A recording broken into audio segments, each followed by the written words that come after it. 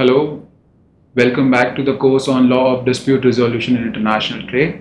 In this session, we will going to discuss on clarification of rights and obligation. In the last session, we covered security and predictability to international trade. Just to give you a quick recap, what is the meaning of predictability? You can anticipate the WTO rules. Based upon that, you can make an informed decision whether as an individual person you want to do the business with that nation or not. That's only possible when rules are predictable in nature. And what if any country or any WTO member violates those rules? What will going to happen? You should be in a position to challenge those rules and regulation. And when I'm saying that you should be in a position, it means your government should be in a position to challenge that. That's the meaning of security. So under Article 3.2, so the major thrust is that there should be security and predictability. That is what we discussed in the last session. In today's session, we will be focusing on the clarification of rights and obligation. The thing which you need to understand is WTO are having so many agreements. Under WTO, there are multiple agreements are there. Let's take one example. Let's take one agreement, GATT 1994. Under this particular agreement, there are various provisions are there. Let's take two illustrations over here. We have discussed these provisions in the first week also. Let's say these provisions are related to MFN or national treatment. Let's say any WTO member has taken a measure which is based upon MFN or national treatment. They might be thinking that the provision which they have enacted based upon either MFN or national treatment might be the correct provision. But for the other member who is getting affected because of this particular provision, he might be of the opinion that this is an inconsistent provision which that country has enacted. So in this particular situation, what we will going to do, or what the affected party will going to do, they will going to request their government to pursue this particular case in the WTO. And let's say if amicable solutions, which is the first preferable choice, is not working out, then they're going to opt for adjudication process. So how the adjudicators will going to decide on this particular thing? They will not just going to look into that whether the measure which responding member has enacted, either it's violative of any of the provision of WTO agreement, but rather they will going to look into whether those provision provides for any sort of possibility to enact these measures or not. And that's only possible when they're going to provide interpretation to these provisions of WTO agreement. So this is the whole question, that how WTO adjudicatory bodies like panel and appellate body, they will going to provide interpretation to these provisions. And answer to that lies under Article 3.2 and Article 17.63 of anti-dumping agreement. Now, if you were going to read Article 3.2 provision, which is there on your screen also, it very clearly says that provisions of the covered agreement are to be clarified in accordance with the customary rule of interpretation of public international law. And the same provision is being reiterated under Article 17.63 of anti-dumping agreement also. It also says that the provisions needs to be interpreted in accordance with the customary rules of international law. But the problem over here is, if you were going to read these provisions, Article 3.2 or Article 17.63 of anti-dumping agreement, they provide a reference that interpretation has to happen through customary rules of interpretation. But what amounts to customary rules of interpretation is not clear. To give you an answer on that, there are three cases which I will going to discuss over here. Not the facts of the case, but the outcome of the case. But before we go into the detail of these cases, I want you to understand how to read the cases, because this is the first time we are discussing WTO cases. So you need to understand this thing. So if you were going to see over here US gasoline dispute, you must be wondering that in this particular dispute, why they have put gasoline over here. Because initially, if you were going to see under your domestic jurisdiction, the cases are A versus B or A versus state. But that's not the situation under WTO. The first thing which you will going to see in US gasoline, US is a responding member. So you will not going to see over here the name of the complainant. And gasoline is what? Gasoline is a inconsistent measure which is enacted by US. So names are given in such a way, you have a responding member name followed by the inconsistent measure which the responding member has enacted. Similarly, if you were going to see the Japan alcoholic beverage 2 case, Japan is a respondent and alcoholic beverage is an inconsistent measure which Japan has enacted. Similarly, in US softwood lumber, US is a responding member, softwood lumber is an inconsistent measure which US has enacted. So I hope you have understood this particular part, that whenever you will going to read any cases related to WTO, how you will going to understand these cases. First, you have a responding member's name followed by the inconsistent measure. Okay. Now let's come to the interpretation in these 3 cases. And I'm quite sure by now you all must be aware that when we talk about adjudication under WTO dispute settlement system, adjudication is a 2-tier level adjudicatory mechanism. First is a panel adjudication, which we have seen in the GATT era also, and the second is appellate review. I have discussed this particular part in the first session in the reform process, that what we got out of the reform process. So one of the innovation was a 2-tier process. The first is panel, which was already there. They added one more layer of adjudication to it, appellate body.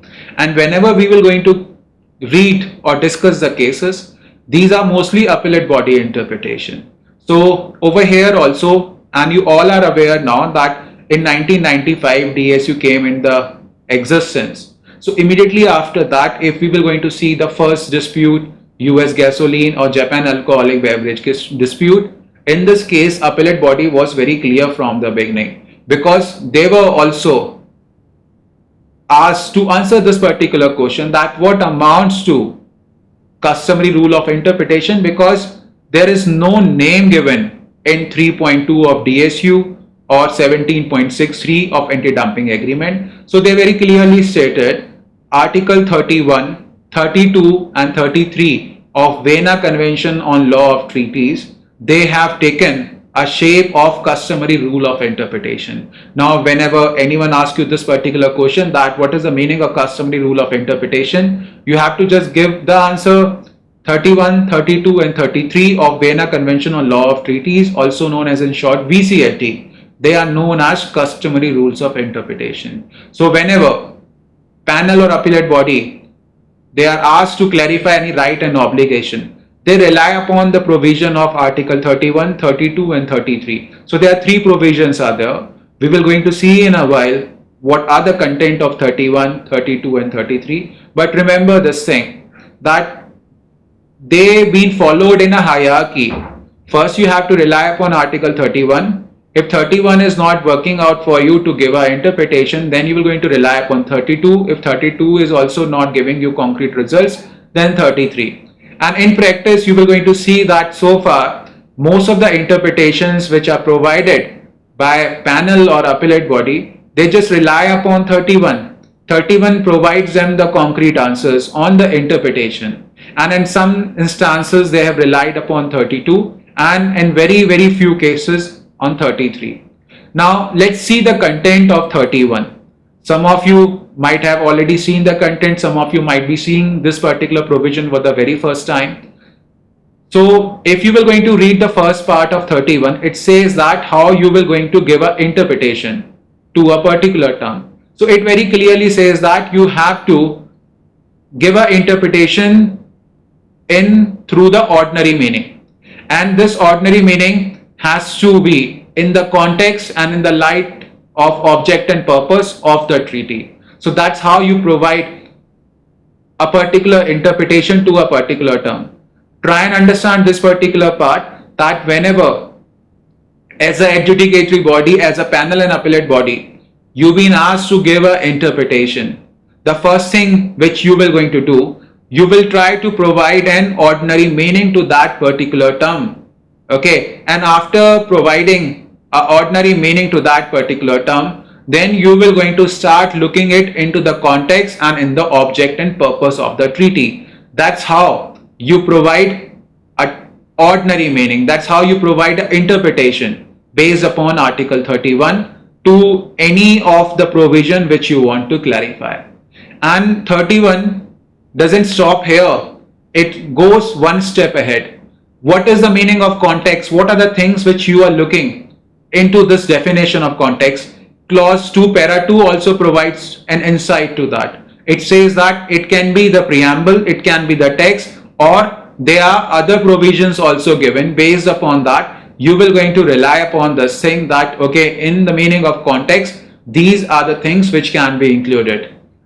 After that, Article 31, para 3, it also says that, let's say, if you are not able to provide an answer based upon, let's say, ordinary meaning, context, object and purpose, are there any other tool to provide interpretation? Answer to that is yes. Article 31, para 3 is very clear. The first is you will going to look for subsequent agreements. Then you will going to look for subsequent practices. So this is the whole ambit of providing interpretation. This is a tool which is being relied by a panel and appellate body to provide an interpretation to particular term. And remember this thing, why you need an interpretation at very first place? Because some of the treaty provision under WTO, they are not that very clear where you can have one fixed meaning of a particular term. That's not the case. Some of the scholars, they have criticized WTO as full of constructive ambiguities. And when you have ambiguities, how you will going to find a solution to those ambiguities? You have to provide an interpretation.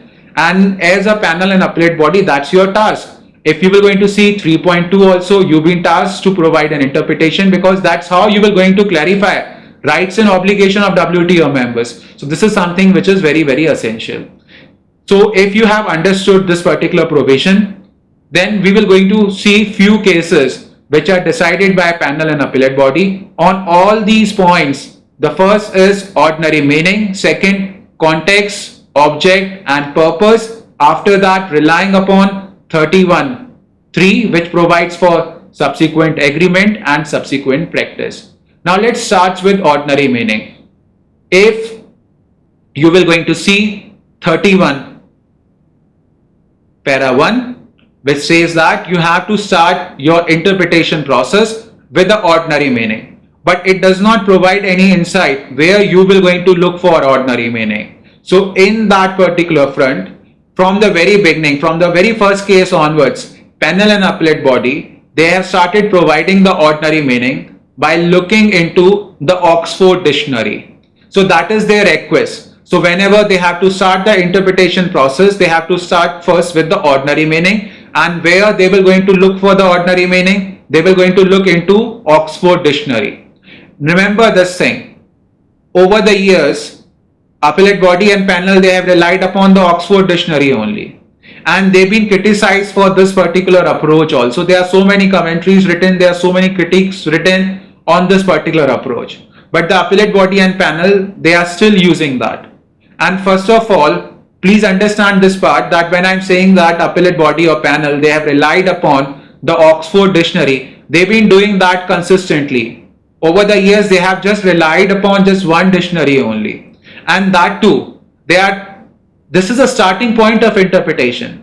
They are not just looking into that particular meaning which is provided by the Oxford Dictionary. They will going to look that particular meaning in the context, in the object and purpose of the whole treaty. Okay, so chances are that whatever interpretation which they will going to come up of a particular provision, that would be a very holistic interpretation. Okay, because that's not just being relied upon just by looking into the meaning of some term into the dictionary. It is being looked in the context, object and purpose in which treaty is framed, in which treaty has been entered into. So this is something which one need to understand over here. Now second is context. Now context is very relevant. Whenever they've been asked to clarify rights and obligation, it means that there are certain provisions which might not be clear, which might be ambiguous. So what they will going to do, they will going to look into 31 first, because that's the first stage of interpretation.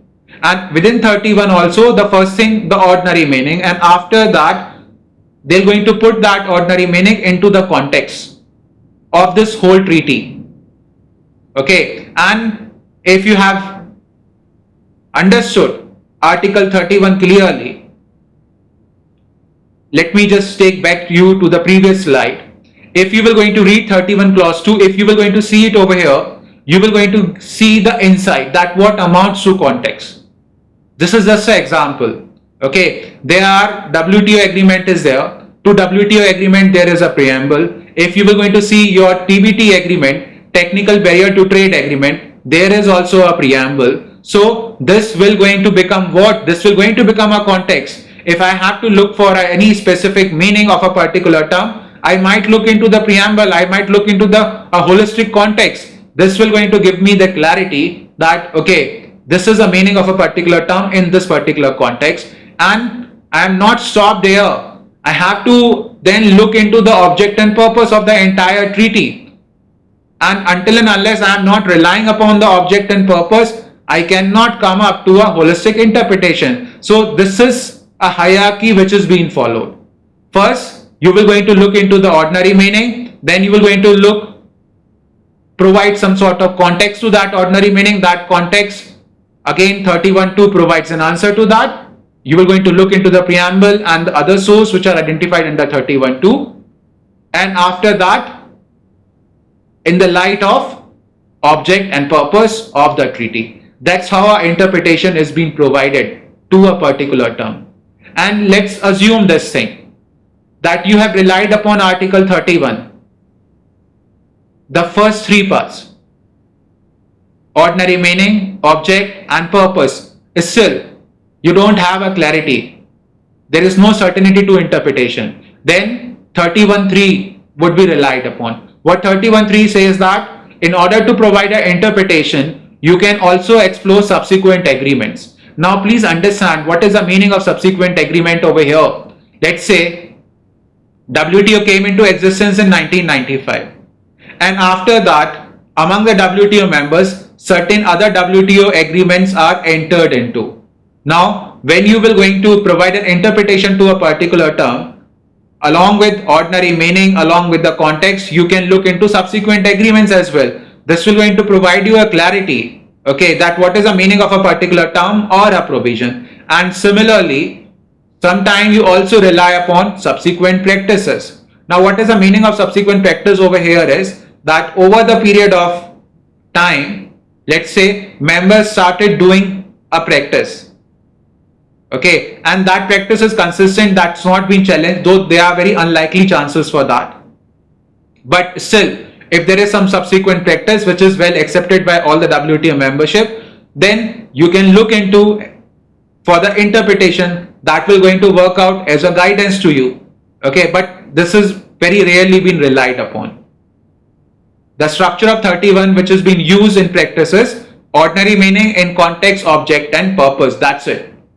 And in some very rare situation, a panel and appellate body, they have moved to subsequent agreement or subsequent practice, but not much frequently used. Now after that also there are chances that after going through the extensive provisions of 31, you might not be having a clarity on interpretation. Under that situation, you can move to Article 32. Remember this thing that 31, 32 and 33, they are in a hierarchy. If 31 is not providing you a concrete answer to the interpretation, then only you will going to rely upon 32. If 31 provides you an answer, then there is no need for looking into 32. This is something which is very important. Now what 32 says that you can look into supplementary means of interpretation. You can look into preparatory history. Okay, now understand this particular part. What is the meaning of supplementary means of interpretation? Let's say on one particular provision, some scholars of great repute, they have written extensively on that. So panel and appellate body, they might rely upon those supplementary means of interpretation. Or if that supplementary means of interpretation is not working out, then they will going to rely upon negotiating history. This is something which is very, very useful, and panel and appellate body in few cases, they have relied upon the negotiating history of a particular provision. Understand this situation in such a way, you have a provision of any of the WTO agreement. I'll give you an example.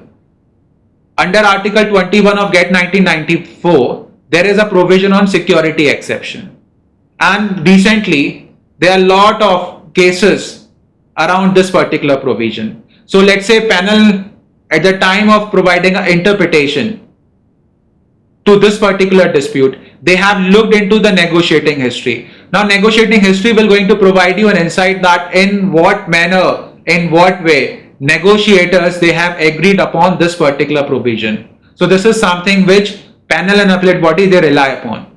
But the problem with relying upon the negotiating history is, and why this is used very scarcely, the reason is till this particular date the negotiating history of WTO is not being maintained properly.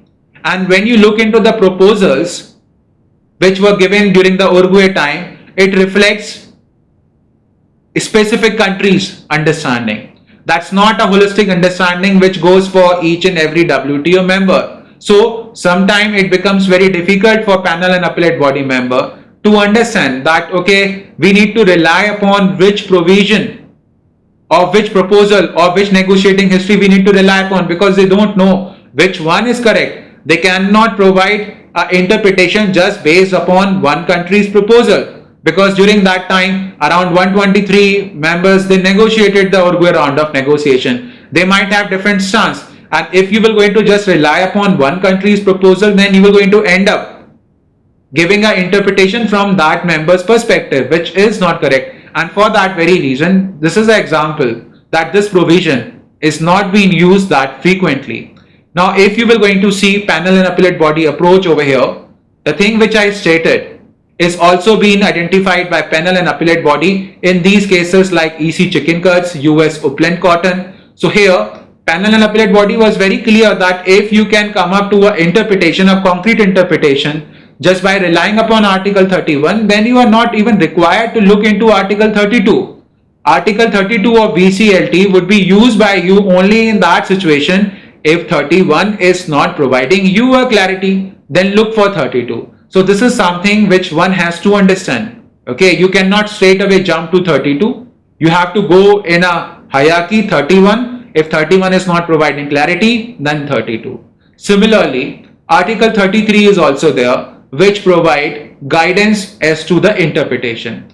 Now this is something very unique. It says that if a treaty is authenticated in a multiple languages, multiple language over here means more than two language, in that situation you might rely upon Article 33. And when it comes to WTO, remember this particular thing, WTO agreements, they are authenticated in three official languages: English, Spanish and French. These are three official languages of WTO. And let's say